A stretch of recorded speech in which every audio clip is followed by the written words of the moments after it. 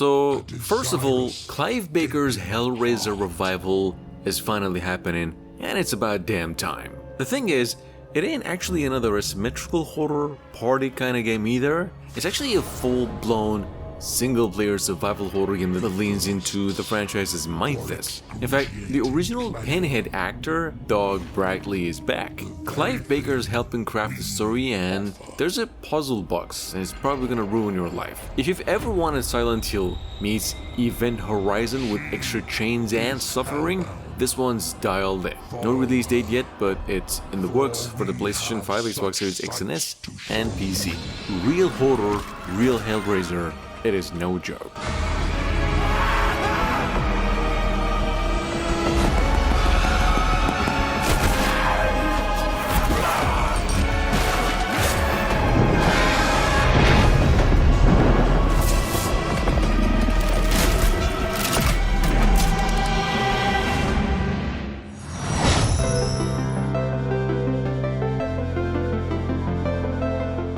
Battlefield 6 is also back, and it's looking like a full-on modern warfare playground. Look, the trailer doesn't really show gameplay, but you get the vibe. Jets ripping across skies, tanks flattening buildings, and some very shady private military force called Pax Armada starting serious trouble. It's all super cinematic, and that in-engine footage screams scale. Oh, and EA kinda slipped up. A legal disclaimer hints the release window's locked for October 2025.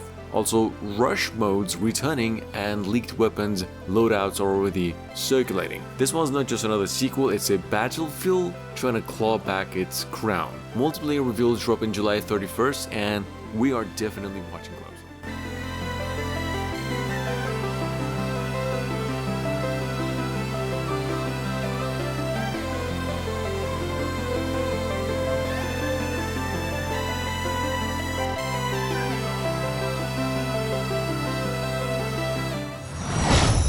Well, these are just dreams. Like before. Dreams can do crazy things. I know, but they feel like more than that. They feel like memories, like they happened. In case you haven't checked out Code Violet before, this one is a horror third-person shooter developed by Team Kill Media, the same folks behind Quantum Error, and it's now set to release on exclusively PlayStation 5 November 14 this year. You play as a woman transported from the past to the 25th century, where mankind narrowly survived a cataclysm that has left Earth uninhabitable and in ruins. And those who had survived this cataclysm were sterile and could not produce any children, and without a solution, mankind will go soon extinct. Anyway, if you're into suspenseful action games in moods like Dino Crisis, this one is definitely hitting somewhere close in that area.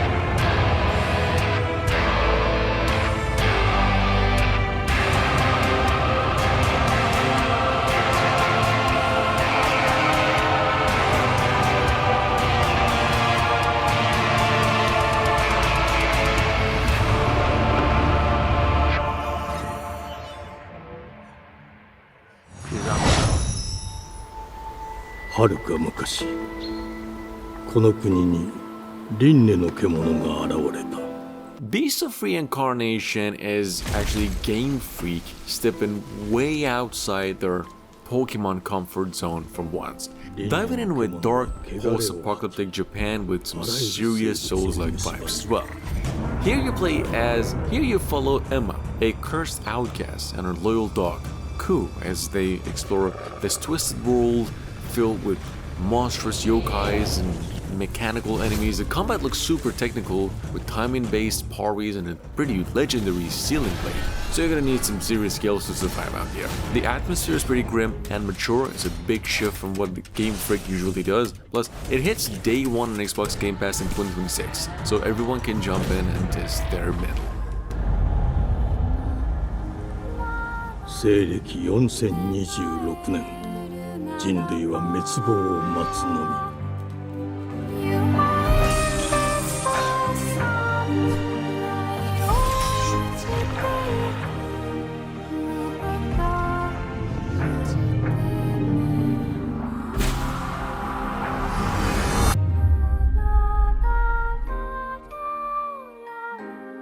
封じ子エマ、お前こそが輪廻の獣を滅ぼす刃となる。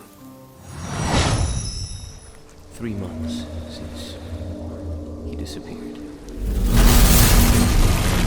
No goodbye. Nothing.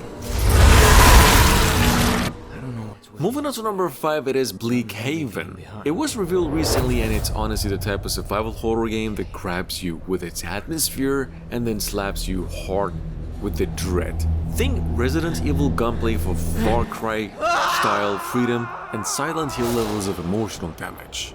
You're out here scavenging through these rotten villages and cold-ridden ruins where every bullet feels like gold and every shadow wants a piece of you. Built around survival, crafting, and the creeping paranoia that something's watching, always. It's unapologetically bleak and pretty weird in the best way.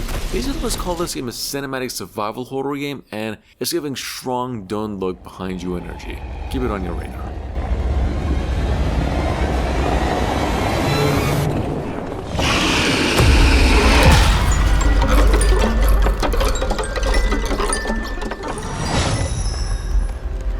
Thou shalt not kill. So the priests tell us. So the Lord commands. During Summer Game Festival a little while ago, this independent developer unveiled its debut title called Chronicles Medieval. It's a massive sandbox RPG where you decide your fate, whether that's as a warlord, merchant, or something in between.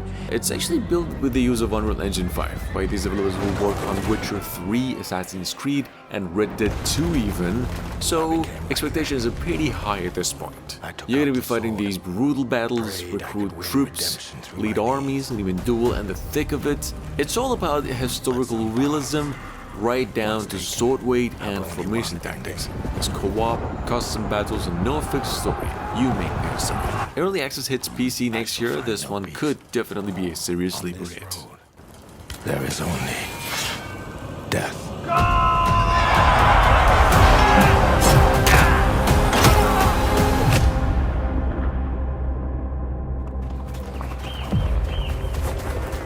But that's just my story.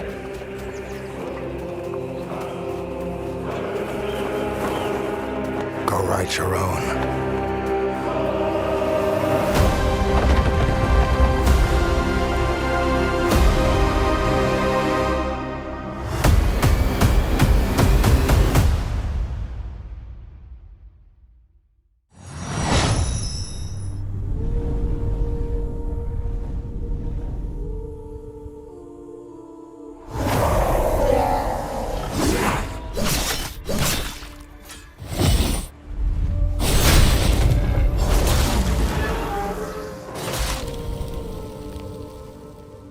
Coming in at number 7, it is Code Vein 2. The series is now coming back with more anime drama, a bloody anime drama, and this time it's split across 2 different timelines. You're a revenant, basically a stylish post-apocalyptic vampire, and after dying mid-mission, this mysterious girl brings you back by literally giving you her heart. Now you're diving into a past world ruled by revenants, fighting horrors and uncovering ancient tech-like jails to store hearts in your spine to unleash vampire powers. The combat is pretty flashy, still Souls-like inspired, but now with a bigger arsenal of supernatural tricks called forming. If you liked the first game but wanted more world building and grit, this sequel is looking pretty sharp and towards direction. If time were a weapon to wield, could you undo the sins of ruin?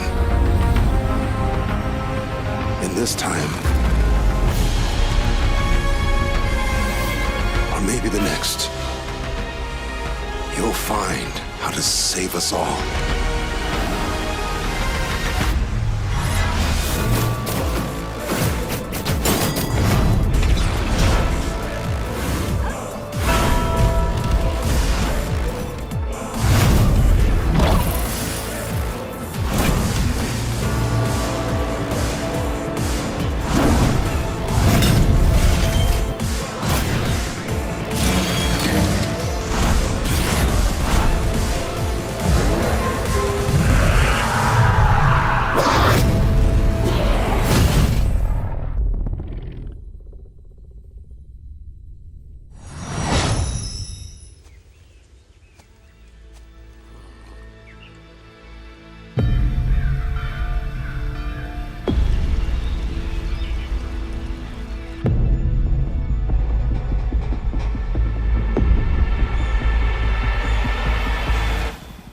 With that being said, Reaper Actual is a new open-world first-person shooter built by a squad of ex-PlanetSide veterans, and it's looking like something way more ambitious than your usual lobby shooter. The whole map is set on this war-torn island, whether you're online or not. Think persistent warfare, base building, crafting, and PvE factions, all mashing with real player conflict. You are a Reaper, dropped into a sandbox that's constantly shifting, with handmade missions and gear progression baked in as well. There's also optional blockchain stuff, but the developers swear it won't get in your face. If you like Escape from Tarkov or PlanetSide, this might be one to watch hard.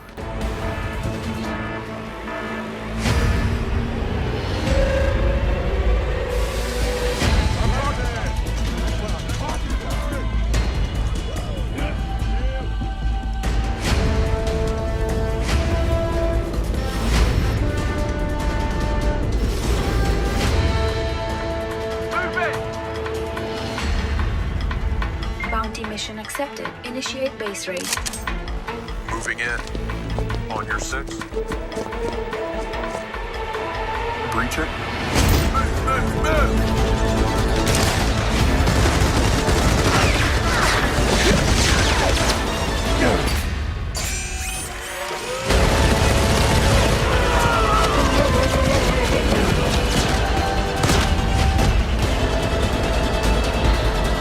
Another beautiful day in Morova.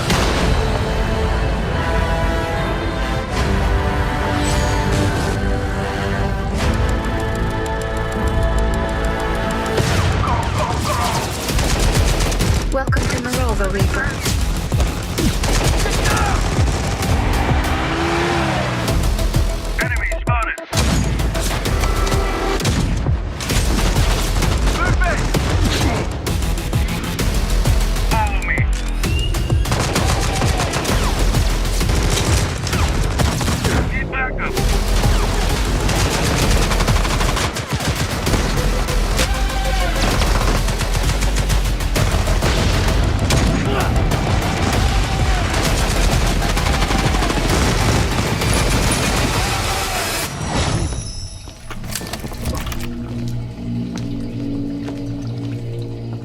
Coming in at number 9, it is Shark Dentist. And it's the kind of game that feels like someone dared a developer to make a game actually mix Boxshot Roulette, Jaws, and probably your worst dentist visit as well. And it actually works. Look, you are faced to snout with a sedated shark in this game, and your task is to treat its teeth while avoiding your actual death. Like praying it doesn't wake up. It's pretty tense, gross in a way, and kind of funny. It's like the kid's toy game where you're fixing the shark's teeth and you're taking them out, putting them back, but then it's a horror game instead. It's a roguelike with teeth, literally. Pretty good for horror fans, streamers, and anyone who thought, yeah, I could totally fix the shark's jaws.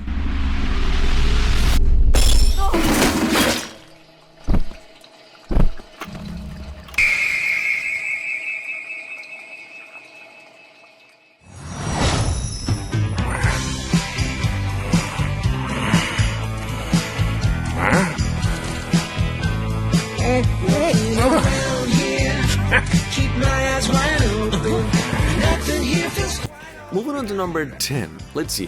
NetEase and Joker Studio just dropped the Anchor on Sea of Remnants. It's a free-to-play seafaring RPG with pretty series-style mystery and puppet vibes. You play as an amnesiac sailor who's navigating a reactive ocean world split between island tactics and real-time ship battles. You're evolving in this hop city which is full, in fact packed with over 300 recruitable NPCs and choices that ripple through the factions, the alliances, and the story as well. This game is, though, not all war. It's fishing, cooking, and playing with your friends, building a reputation, and, progression. It actually surprised us pretty much, and honestly, it really looks sharp. It's coming to PC and PlayStation 5 next year. You know Octopia?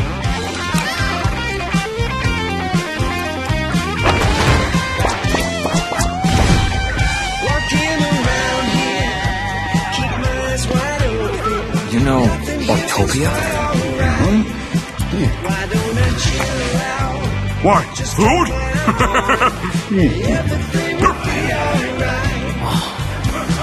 Walking down the street, someone's acting strange, but hey, we don't have to call him out. Hey, you know Octopia? So I'm joining him, 'cause who the hell cares? Who's asking? Keep my eyes wide open. Nothing here feels quite alright. Why don't I chill out?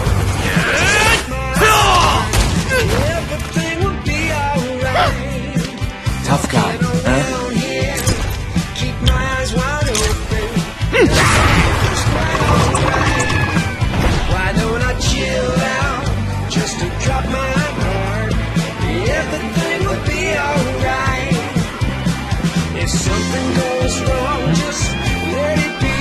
Oh baby, don't you ever feel stressed. You know Octopia? Have a game. Throw a fist or grab a drink, 'cause who the hell cares walking around here? Keep my eyes wide open. Nothing here is quite alright. Why don't I chill out? Just drop my guard. Everything will be alright. You know Octopia? Huh? Oh, over there. Everything will be alright. Yeah, everything will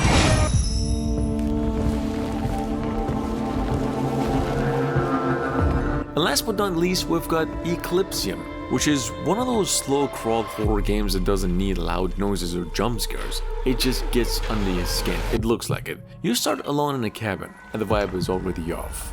Warm lighting, eerie classical music, and a weirdly expressive hand always reaching into the dark, like it's got a mind of its own. It's got that PSX style unease mixed with some Silent Hill level disorientation. You'll explore unlocked things, and then suddenly your safe space isn't. No combat, no big UI, just raw tension and strange visuals that mess with your brain.